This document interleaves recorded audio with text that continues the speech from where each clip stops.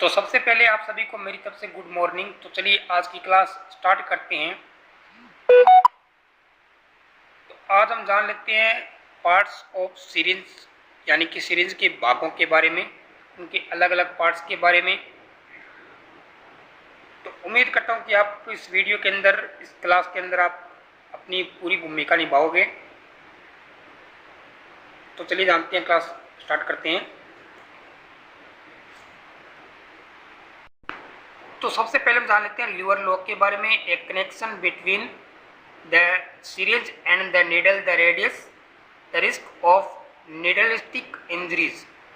हिंदी में कहें तो सिरिंज और सुई के बीच एक कनेक्शन जो सुई से चोट लगने के जोखिम को कम करता है। जैसा कि आपको पिक के अंदर दिखाया गया है, लीवर लॉक और उनके अलग अलग पार्ट्स के बारे में, प्लंजर फ्लैंक, प्लंजर के बारे में, बैरल के बारे में, बैर फ्लैंक के बारे में, सील के बारे में। हम जान लेते हैं बैरल के बारे में। The outer part of the syringe that holds the fluid, the barrel, can be wide and short or thin and long।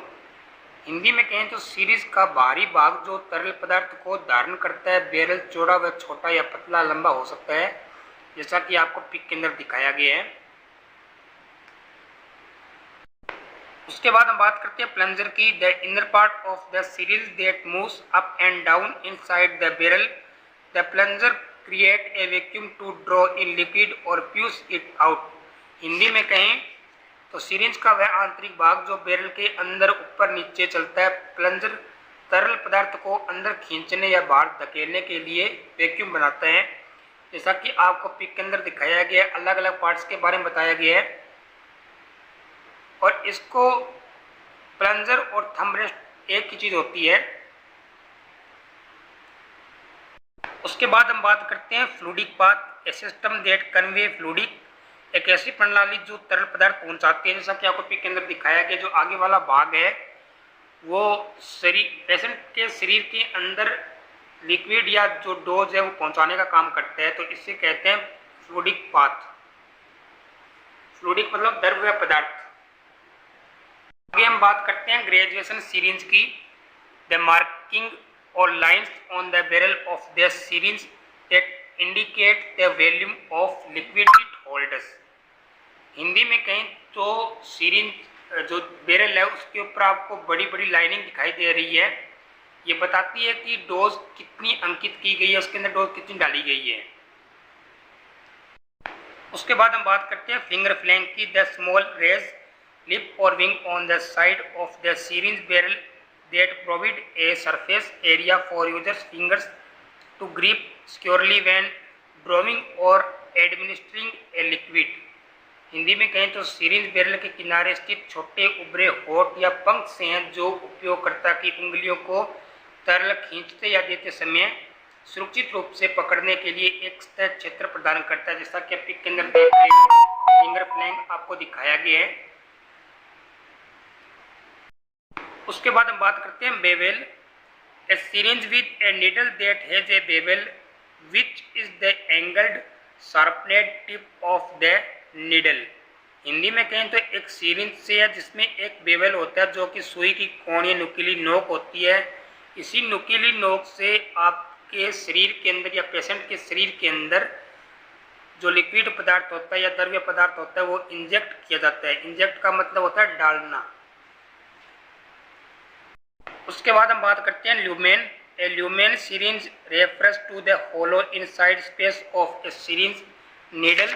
Hindi में कहें तो सिरिंज सुई के अंदर के खोखले स्थान से हैं जो अनिवार्य रूप से वह चैनल है। जैसा कि आपको पिक के अंदर दिखाया गया है, दोनों तीनों पिक के अंदर आप देख सकते हो। ल्यूमेन और उसके पार्ट्स के बारे में आपको बताया गया है। ल्यूमेन है, बैरल है, शाफ्ट है, इसके अंदर के खोखला भाग होता है उसको कहते हैं ल्यूमेन, इसको होल बोलते हैं। आगे हम बात करते हैं shaft, the long cylinder hollow part of the needle that is insert into the patient's body. Hindi में कहें तो सुई के लंबे पतले खोखले भाग से है जिसे रोगी के शरीर में डाला जाता है। जैसा कि पिक में आपको दिखाया गया है।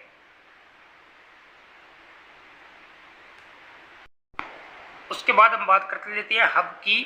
The part of a needle that connects to the syringe, सुई के उस भाग को संदर्भित करता है जो सीरीज से जुड़ता है। जैसा कि आपको पिक के अंदर दिखाया गया है, जो सीरीज से सुई जुड़ती है उसके पीछे वाली जो रबड़ होता है उसको बोलते हैं हब। आज के दिन का इतिहास देखिए। चौरी चौरा कांड 4 फरवरी 1922। महात्मा गांधी के असहयोग आंदोलन के दौरान एक गुस्साई भीड़ ने गोरखपुर के चौरी चौरा पुलिस थाने में आग लगा दी थी। इस घटना में पहली बार क्रांतिकारियों के गुस्से का शिकार पुलिस वाले हुए थे। इसमें 23 पुलिसकर्मियों की मौत हो गई थी।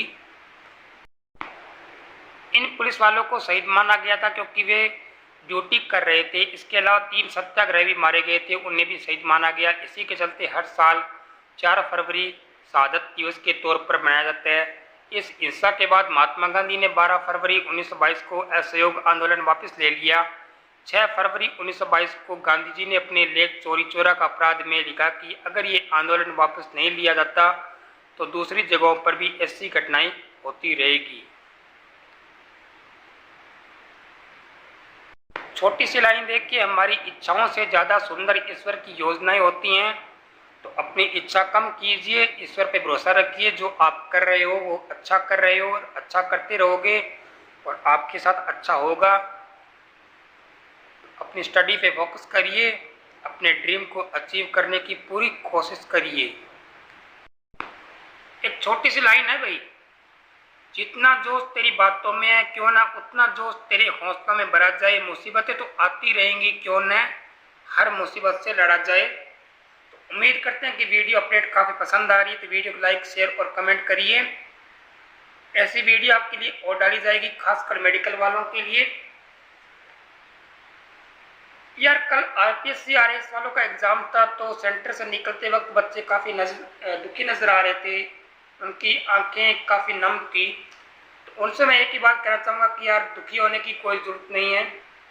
अभी रिजल्ट नहीं आया, रिजल्ट आ जाने के बाद पता लगेगा। तो पहले आप हौसला मत हारिए। उम्मीद तो यही है कि लगभग बच्चे पास हो जाएंगे। तो सेंटर वालों का एक छोटा सा वीडियो मैं आपको डालूंगा। उस सेंटर में बच्चे काफ़ी दुखी नज़र आ रहे हैं यार।